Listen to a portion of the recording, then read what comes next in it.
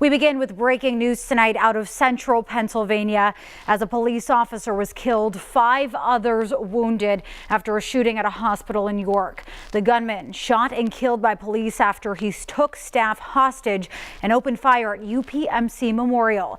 Sydney Nauman from our sister station in Harrisburg joining us live now as investigators are releasing new details on this developing situation. Sydney.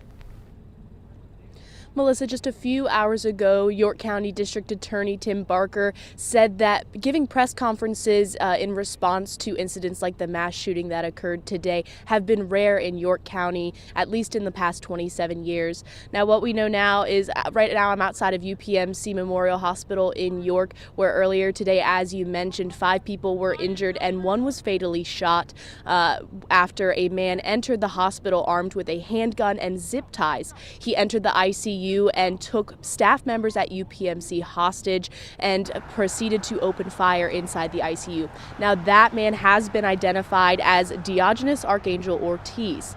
Right now, what we know is that between 10:30 and 11:15 this morning, Archangel Ortiz entered the hospital with a handgun and zip ties in his bag. He went straight to the ICU where he held members of the UPMC staff hostage. Police engaged the suspect who was holding one UPMC staff member at gunpoint.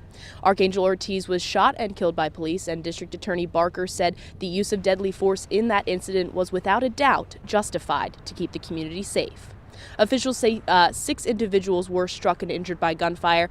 3 members of UPMC staff, including a doctor, nurse, and a custodian, and 3 police officers, one of which was fatally shot. Officials say that those who were injured during the mass shooting incident are in stable condition currently, and no patients were harmed during the incident.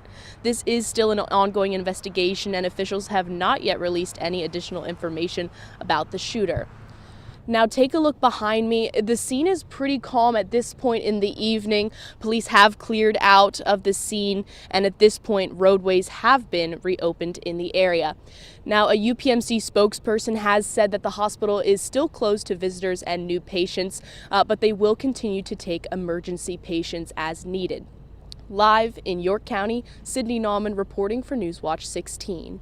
Sydney, thank you so much for that update. And for the most up-to-date information on this shooting at UPMC Memorial in York County, you can always head to our website, WNEP.com.